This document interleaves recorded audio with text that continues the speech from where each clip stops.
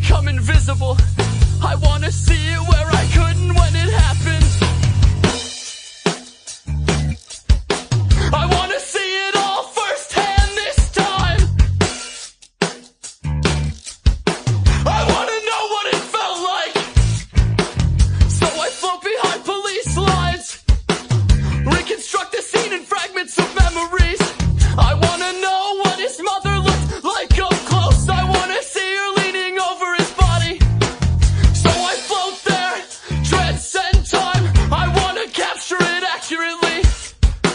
I wanna know what the color of the blood was, spilling out from the tarp onto the concrete. I wanna write it all down so I can always remember. If you could see it up close, how could you ever forget? How senseless death, how precious life. I wanna be there when the bullet hit.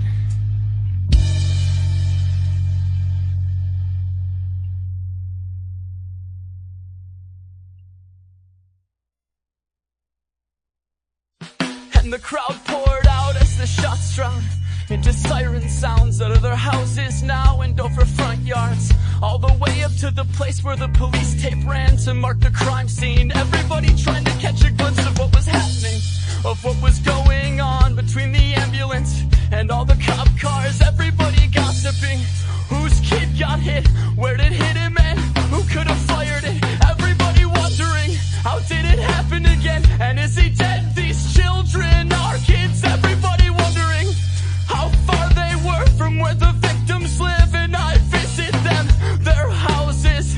Inside my dream I visit them, my spirit soaring high and high up over Kingpark, leaves the crime scene, travels further back till far before the shooting.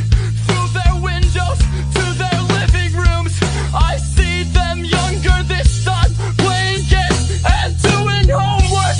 All these marks of you soon transform coldly into stone, for fights and stupid feuds, for ruins wrapped in gold. And cruelly I recall why I have come to find a reason, but there cannot be a reason. Not for death, not like this, not like this.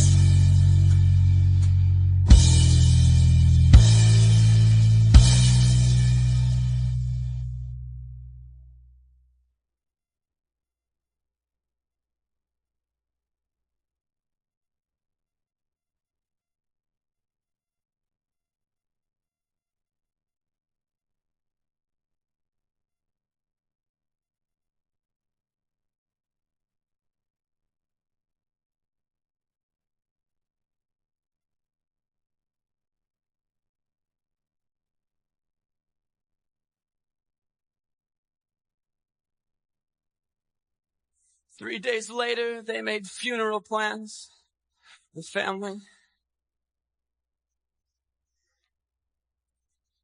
3 days later, a mother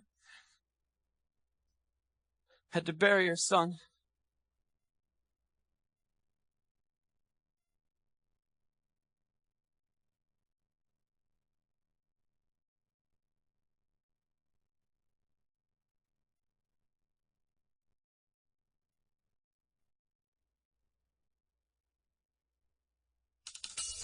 Not far away, the shooter holed up in a hotel near to the highway with a friend and the gun. That same gun.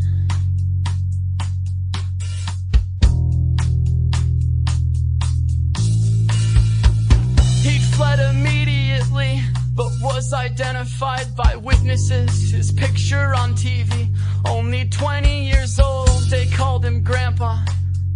He was older than the others by a year, maybe two, and he was safe for a while until somebody saw him there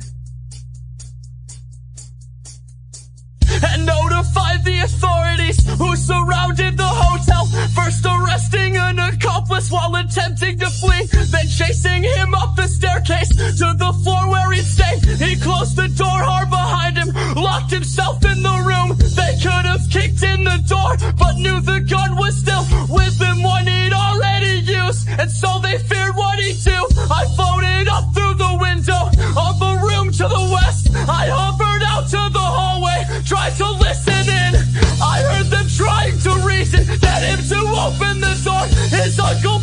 screaming and bleeding, half collapsed to the floor. He preached of hope and forgiveness, said there is always a chance to rectify what you've taken, make your peace in the world. I thought to slip through the door, I could have entered the room. I felt the burden of murder, it shook the earth to the core. Felt like the world was collapsing, then we heard him speak. Can I still get into heaven if I kill myself? Can I still get into heaven if I kill myself? Can I ever be forgiven 'cause I